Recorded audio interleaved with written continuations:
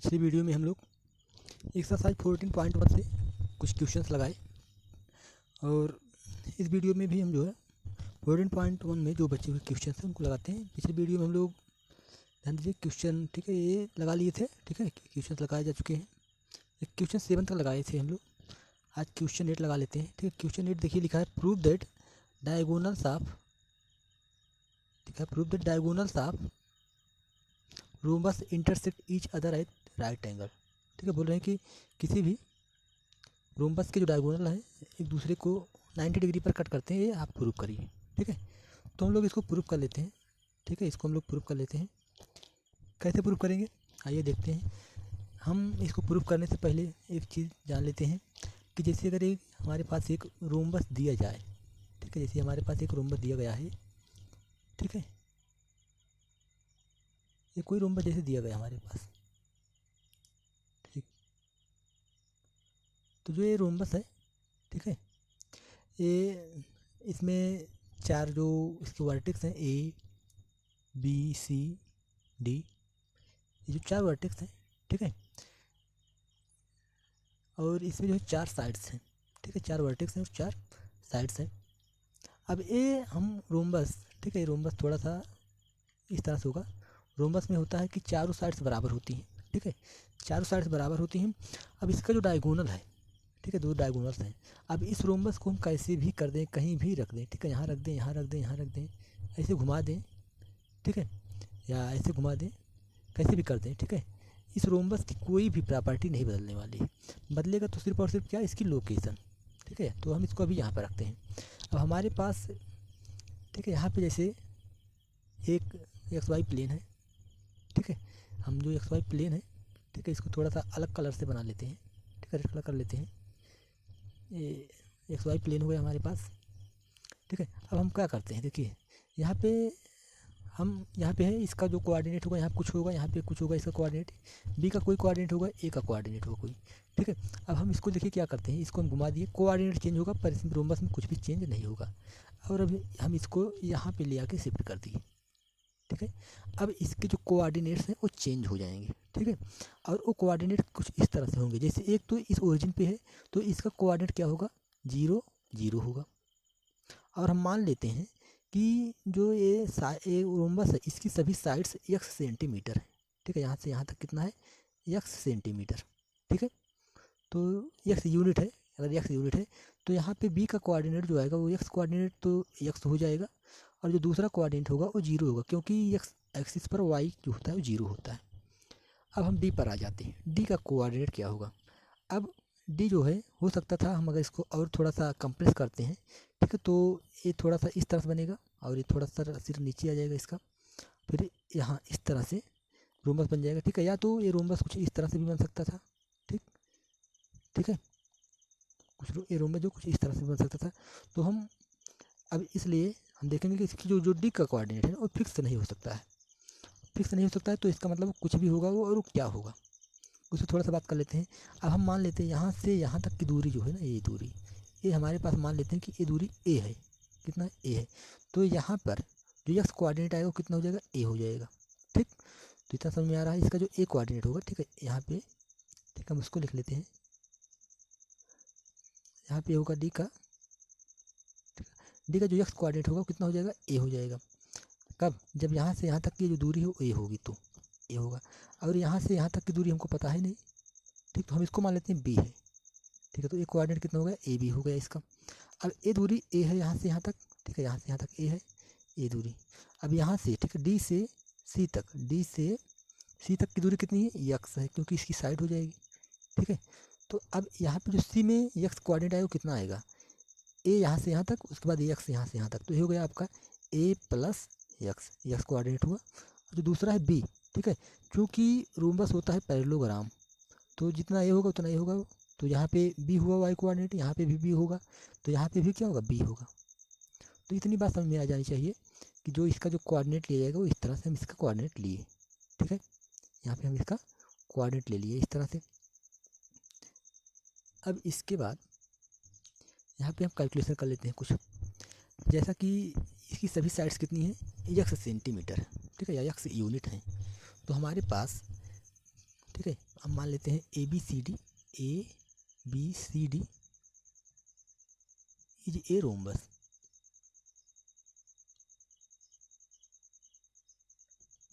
ये रोम्बस है जहाँ पे ए का कोऑर्डिनेट क्या माना गया है, ए का कोऑर्डिनेट हमने मान लिया कि ये ओरिजिन है, बी का कोऑर्डिनेट हमने माना है x0, ठीक है, और सी का कोऑर्डिनेट हमने मान लिया है a प्लस एक्स और b।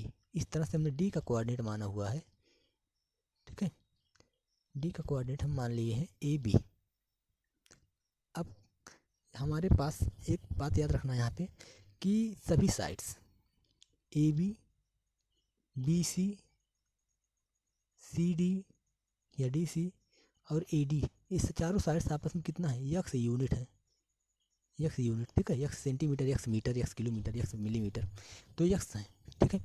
अब हमारे पास एक चीज़ देख लीजिए यहाँ से आप कि हम यहाँ पे लिख सकते हैं ए बी, ठीक है, इक्वल टू ए डी, ठीक, यहाँ से हम लिख सकते हैं A B equal to A D. ध्यान दीजिए ए बी ए साइड है, ठीक है, ए साइड है ए बी, और ए डी ए साइड है, ये दोनों आपस में क्या होंगी, बराबर होंगे, ए बी और ए डी बराबर होंगे। क्यों? क्योंकि ये रोम्बस है और रोम्बस के सभी साइड्स क्या होते हैं, बराबर होते हैं। अब इसके बाद हम देख सकते हैं यहाँ पे A B equal to A D, this implies that A B square is equal to होगा आपका ए डी का स्क्वायर, ठीक है।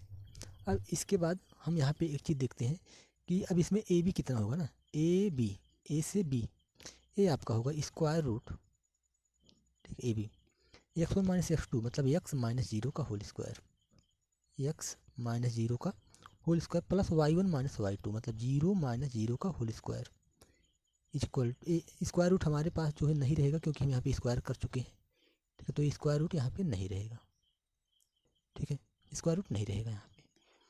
अब इक्वल टू यहाँ से देखिए आप ए डी में देखिए, ए से डी में तो A minus zero B minus zero इस तरह से आएगा, ए माइनस जीरो का whole square plus B minus zero का होल स्क्वायर।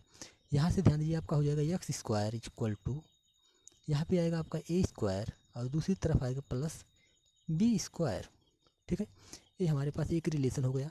यहाँ से हम इसमें लिख सकते हैं दिस इम्प्लाइज दैट, ठीक है, हम इसको लिख सकते हैं this implies that A square या बी स्क्वायर कुछ भी, ठीक है, ये इसको लिख लेते हैं, इक्वेशन में इसको मान लेते हैं और जैसे यूज होगा उसी तरह से हम इसको यूज कर लेंगे, ठीक है, जैसे यूज आएगा उसी तरह से हम यूज कर लेंगे इसको।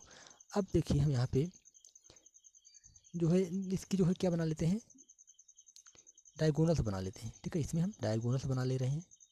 एक डायगोनल तो हो जाएगा आपका ए सी, दूसरा बी डी, ठीक है। नाउ स्लोप ऑफ, ठीक है, now slope of A C, slope of A C क्या हुआ, y2 minus y1 upon x2 minus x1, ये फार्मूला है स्लोप का इक्वल टू y2 का मतलब हम इसको y2 मान लेते हैं या इसको y2 कुछ भी मान लेते हैं, तो यहाँ से कुछ मिला के आएगा b minus zero equal to b minus zero upon x1 minus x2 या फिर x2 minus x1, a plus x minus zero, a plus x minus zero equal to आपका आ गया b by a plus x, ठीक है। अब हम दूसरे डायगोनल का स्लोप देख लेते हैं, स्लोप ऑफ, ठीक है, स्लोप है आपका slope of B D equal to, इसमें भी वही फार्मूला लगाएंगे तो b माइनस जीरो, ठीक है, इसको वही फार्मूला लगेगा y2 minus y1 upon x2 minus x1 से इक्वल टू, ठीक है, इसको मान लेते हैं y2 तो b minus zero upon a minus x equal to आपका आ गया b upon a plus A B plus upon A minus, ठीक है, b upon A minus x, ठीक है। अब हमें इसको चेक करना है कि ये परपेंडिकुलर है कि नहीं, तो हम परपेंडिकुलर में देखेंगे अगर इसका जो प्रोडक्ट है -1 आता है तो क्या हो जाएगा, ये परपेंडिकुलर हो जाएगा, अन्यथा परपेंडिकुलर नहीं होगा, ठीक है। तो हम लिखते हैं now product of this slopes, ठीक है, प्रोडक्ट ऑफ दीज स्लोप,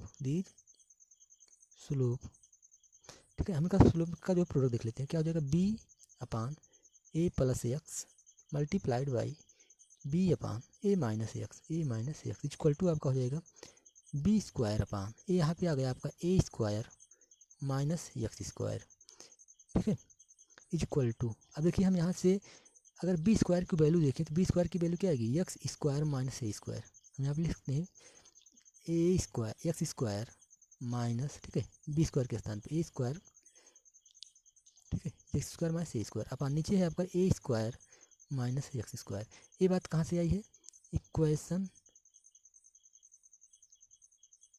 1 से, ठीक है, इक्वेशन 1 से आपका आ गया B square equal to X square minus A square, ठीक। अब ध्यान दीजिए ऊपर है X square minus A square, नीचे है A square minus X square equal to क्या हो जाएगा -1, ठीक है। इसको आप माइनस कॉमन कर लेंगे अगर यहाँ पे, ठीक है, अगर इसको आप माइनस कॉमन करते हैं क्या हो जाएगा ए स्क्वायर माइनस एक्स स्क्वायर, फिर यहाँ से कैंसिल आउट हो जाएगा, फिर -1 बचेगा, ठीक है।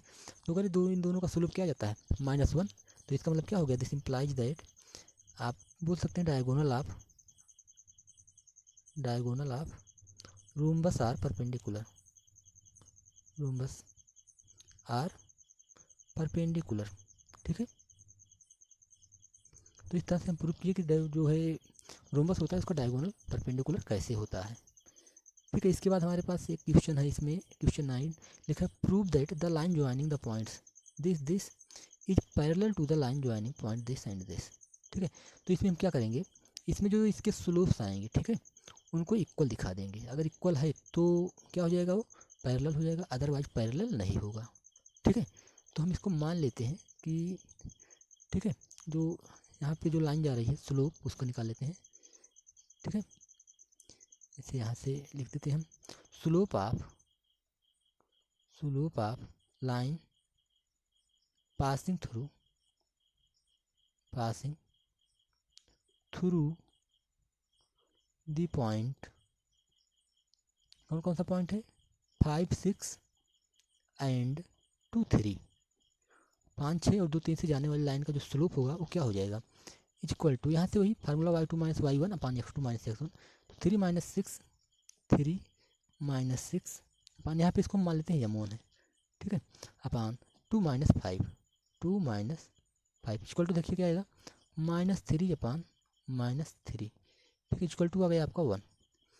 Now slope of line joining the points, ये 9 माइनस 2 है, 9 minus 2 and 6 minus 5 equal to, यहाँ से m2 निकाल लेते हैं, m2 इक्वल टू -5 माइनस 2, ठीक, अपान यहाँ से 6 माइनस 9 इक्वल टू, ये जाएगा आपका -5 minus +2 upon 6 minus 9 that is the -3, ऊपर भी क्या गया -3 अपान नीचे भी -3 इक्वल टू आपका आ जाएगा 1। तो देखिए इसका स्लोप कितना आया 1, इसका भी स्लोप कितना आ गया 1, तो आप क्या बोल सकते हैं m1 equal to m2, this imply that, ठीक है, line passing through points 5, 6 and 2, 3 is parallel to line passing through points, कौन सा 9 माइनस 2 एंड 6 माइनस 5, ठीक है। इस तरह से हमारा ये प्रूफ हो गया। इसमें अब और भी क्वेश्चन है, ठीक है, 9 है, हो गया, 10 है, देखा prove that the median of an equilateral triangle is perpendicular to the corresponding side, ठीक है। तो इसको शायद हम बताए हैं, ठीक है, कोई पूछा था हमसे तो इसको हम एक बार बता चुके हैं, फिलहाल इसको हम बता देते हैं लगाएंगे कैसे एक बार, ठीक है, पूरा सोल्यूशन नहीं लगाते हैं लेकिन बता देते हैं इसको लगाएंगे कैसे। तो क्या है मीडियन ऑफ इक्विलेटरल ट्राइंगल, तो आप इक्विलेटरल ट्राइंगल बनाएंगे आप, ठीक है। जैसे इक्विलेटरल ट्राइंगल बनाना नहीं हमको, हम इक्विलेटरल ट्राइंगल जो है इस तरह से अगर कोई बनाते हैं, ठीक है, इक्विलेटरल ट्राइंगल कोई बना लेते हैं यहाँ पे, तो हम देखिए इसको यूज कैसे करेंगे, ठीक है। यहाँ पे हमारा इक्विलेटरल ट्राइंगल बन गया, ठीक है, यहाँ पे इनके वर्टेक्स हैं ABCD, ABC, ठीक है, ABC इसके वर्टेक्स हैं। तो अगर आप यहाँ पे एक चीज़ देखें ठीक है। तो उसी की तरह कि अब इसको हम कहीं भी रखेंगे, कैसे भी रखेंगे, ठीक है, किसी भी दिशा में घुमाएंगे तो इसका जो है शेप नहीं चेंज हो रहा है, इसका मतलब इसकी कोई प्रॉपर्टी चेंज नहीं होगी, तो हम इसको कहीं भी रख सकते हैं। ठीक है, तो उसी तरह से जो पिछला एक क्वेश्चन था, क्वेश्चन 7 या 8 था, और जैसे हमने उसको यहाँ पे एक ओरिजिन पे फिर सेट कर दिया था, वैसे ही इसमें भी हम क्या कर लेंगे, ओरिजिन पे इसको रख देंगे। ठीक है, जब ओरिजिन पे इसको हम रख देंगे इस तरह से, ठीक, और इसकी साइड्स को हम मान लेंगे कि सभी साइड्स कितनी है, ए सेंटीमीटर है, तो एक कोऑर्डिनेट 0 0 हो जाएगा, एक कोऑर्डिनेट कितना हो जाएगा, ए 0। ठीक, अब इस कोऑर्डिनेट को हम क्या मान लें, ठीक है, इस कोऑर्डिनेट को हम मान लेंगे कि ये कोऑर्डिनेट, ठीक है, इस कोऑर्डिनेट कुछ भी आप मान सकते हैं। ठीक है, इसको आप मान लीजिए कि सी डी मान सकते हैं। ठीक है, ये हो चुका है। ठीक है, तो हम इसमें बी सी मान लेते हैं, या ठीक है बी सी मान लेंगे। ठीक है, बी सी मान लेंगे तो हम दिखाएंगे यहाँ पे यहाँ पे क्या बोल रहा है कि मीडियन। ठीक है, मीडियन का मतलब हो जाता है कि यहाँ से एक पॉइंट आएगी, लाइन, ठीक, लाइन आएगी और जो इसके मिड पॉइंट पे मिलेगी। ठीक है, जिसका कोऑर्डिनेट क्या हो जाएगा आपका, अब ये कोऑर्डिनेट क्या हो जाएगा, इसका जो हाफ मतलब a/2 और 0। ठीक है, अब ए इसका जो है आपको स्लोप निकाल लेना है और इसका स्लोप निकाल लेना है। आपके पास रिलेशन एक हो जाएगा कि बी सी मतलब ए सी बराबर आपका हो जाएगा ए सी इक्वल टू आपका हो जाएगा ए। ठीक है, क्योंकि जो ए सी है, ठीक है, वो क्या है, इसी की साइड है और साइड जो है ए सेंटीमीटर है हर जगह। ठीक है, तो इस तरह से अब आप इसको लगा लीजिएगा, ए सी में आप लगाइएगा तो बी सी का रिलेशन ए के साथ में आ जाएगा। ठीक है, बी और सी का, तो इसका स्लोप निकाल लीजिएगा, आप इसका स्लोप निकाल लीजिएगा, प्रोडक्ट निकालिएगा। अगर -1 आ जाता है तो आप इसको क्या बोल देंगे, ये परपेंडिकुलर है, अदरवाइज परपेंडिकुलर नहीं है। ठीक है, तो क्वेश्चन 10 आप इस तरह से लगाइएगा, अगर नहीं आता है तो पूछिएगा, इसी को हम पूरा सॉल्व कर देंगे। ठीक है, उसके बाद जो है क्वेश्चन 11 है, लिखा prove that the equation of the straight line passing through the points 4 0 और पी है क्यू है is 3x - 4y equal to 12। तो जैसे दो लाइन्स है, ठीक है, इनसे जाने वाली जो लाइन है उसका आपसे क्या पूछ रहा है, इक्वेशन पूछ रहा है। ठीक है, इसको हम लोग लगा लेते हैं। ठीक है, इसको हम लगा देते हैं, कैसे लगाएंगे, एक जो फार्मूला होता है हमारे पास, एक किसी भी दो बिंदु से जाने वाली लाइंस का जो इक्वेशन है, ठीक है, उसका एक फार्मूला होता है y - y1। ठीक है, इस तरह से equal to y2 - y1 upon x2 - x1 equal to x - x1। ठीक है, इस तरह से। ठीक है, तो इसी का यूज कर लेते हैं। ठीक है, आप जानते हैं, आप लिखेंगे the equation of line passing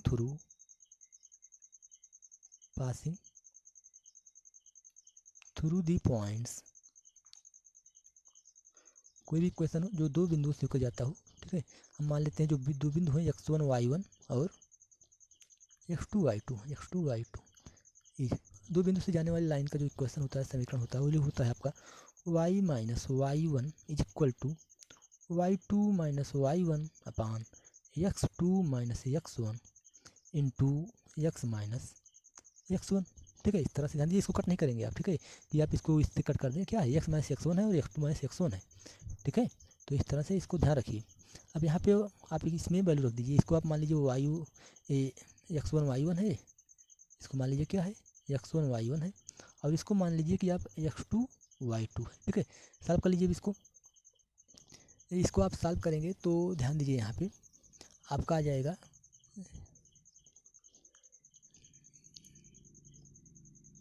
यहाँ पे ध्यान दीजिए y - y1 के स्थान पर रख देंगे 0 इज इक्वल टू y2 मतलब -3, y1 मतलब 0 -0 अपान x2 का मतलब 0 हो गया, माइनस x1 का मतलब 4 इंटू x माइनस फिर x1 का मतलब 4।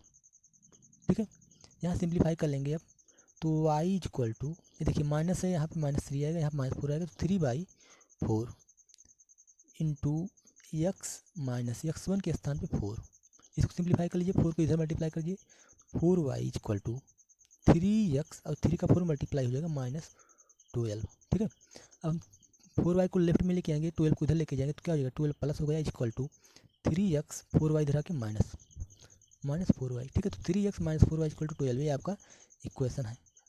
ठीक है, ये आपका क्या हो गया, प्रूफ। ठीक है, तो हमारा क्या हो गया, प्रूव्ड हो गया। क्वेश्चन 12 देखिए, क्वेश्चन 12 में लिखा है angle between two line is 45 degree if the gradient of one line is 1/2 find the gradient of second line. ठीक है, ये सीधा क्वेश्चन जो है फार्मूले पर बेस्ड है और फार्मूला हम पढ़े हुए हैं। ठीक है, हमारे पास फार्मूला क्या है, tan थीटा। ठीक है, यहाँ पे दिया हुआ थीटा इक्वल टू 45 डिग्री और ये क्या है, angle between two lines, angle between two lines, angle between two lines. Okay, हमारे पास ये फार्मूला है और दिया है स्लोप ऑफ, ठीक है, स्लोप या gradient of line 1, line first, ठीक है, या फर्स्ट लाइन दिया है, लाइन 1 दिया हुआ है, इक्वल टू 1/2। 1 लाइन का जो है स्लोप कितना दिया, 1/2। इसको हम मान लेते हैं m1। ठीक है, इसको हम मान लिए कि ये m1 है। ठीक है, और उसके बाद slope of line second, line second equal to हम मान लेते हैं m2 है। नाउ जो हमारे पास फार्मूला है, फार्मूला कौन सा है, tan theta is equal to m1 minus m2 upon 1 plus m1 m2। अब यहाँ से दिस इम्प्लाइज दैट आपका हो जाएगा tan 45 इज इक्वल टू, ठीक है, tan 45 डिग्री, m1 कितना है, ये 1/2। ठीक है, 1/2 माइनस हमको m2 फाइंड कर लेना है, तो माइनस m2 हो गया अपान 1 प्लस ये हो जाएगा 1/2 इंटू m2। tan 45 डिग्री की वैल्यू जो होती है 1। ठीक है, इसको 16 सिंप्लीफाई करने के लिए हम इसको ऊपर कर लेते हैं। tan 45 डिग्री जो होती है कितना होता है, होती है 1। तो हो गया आपका 1 is equal to 1/2 minus m2 upon 1 plus m2/2। ठीक है, क्रॉस मल्टीप्लाई कर लेंगे, आपका हो जाएगा 1 plus m2/2 is equal to 1/2 minus m2। ठीक है, m2 को एक साइड में करते हैं और जो फ्रैक्शन है उनको एक साइड में, ये हो जाएगा आपका 1 माइनस 1/2, 1/2 लेफ्ट में लेके इज इक्वल टू, ये हो जाएगा आपका, दोनों माइनस में हो जाएंगे, माइनस m2/2। ठीक है, इसको सिंप्लीफाई कर लेंगे, हो जाएगा 1/2 इज इक्वल टू, इसको सिंप्लीफाई कर लेंगे, ये माइनस। ठीक है, तो हो जाएगा आपका 2 + 1 दैट इज 3 माइनस 3 m2/2। ठीक है, m2/2 दिस इम्प्लाइज दैट आपका हो जाएगा आपका m2 इज इक्वल टू देखिए इसको आप क्रॉस मल्टीप्लाई कर लेंगे, 1/2 मल्टीप्लाइड बाई माइनस 2/3। ठीक है, इज इक्वल टू, ये देखिए 2 से 2 कैंसिल हो जाएगा, -1/3। ठीक है, तो इस तरह से इसका जो है स्लोप आ जाएगा क्वेश्चन नंबर 12 का। अब इसके बाद जो है इस चैप्टर में कोई भी क्वेश्चंस नहीं है और इस तरह चैप्टर फिनिश होता है, ये एक्सरसाइज। ठीक है, एक्सरसाइज फिनिश हो जाती है। अब इसके बाद जो है नेक्स्ट टॉपिक पढ़ेंगे और उसके बाद नेक्स्ट एक्सरसाइज।